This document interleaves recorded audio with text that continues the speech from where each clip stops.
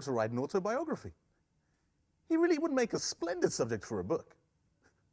Imagine it, the life of a retired professor, as stale as a piece of hardtack, tortured by gout, headaches, and rheumatism, his liver bursting with jealousy and envy, living on the estate of his first wife, although he hates it, because he can't afford to live in town.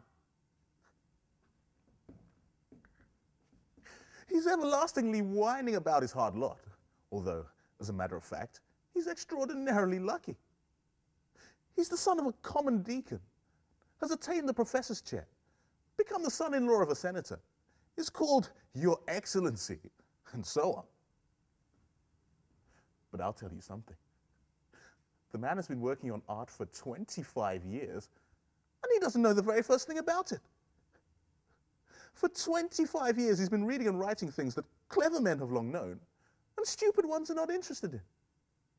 For 25 years, he's been making his imaginary mountains out of molehills. And just look at the man's self-conceit and presumption all this time.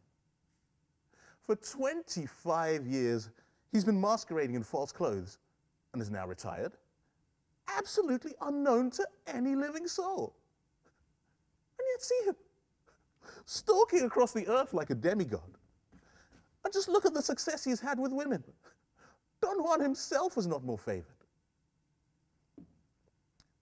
His first wife, who was my sister, was a beautiful, gentle being, as pure as the blue heaven there above us, noble, great-hearted, and with more admirers than he has pupils. And she loved him as only beings of angelic purity can love those who are as pure and beautiful as themselves. His mother-in-law, my mother, adores him to this day, and he still inspires a sort of worshipful awe in her. His second wife, as you see, is a brilliant beauty. She married him in his old age and has surrendered all of the glory of her beauty and freedom to him. Why? What for? Such fidelity is false and unnatural. It is thought immoral for a woman to deceive an old husband whom she hates.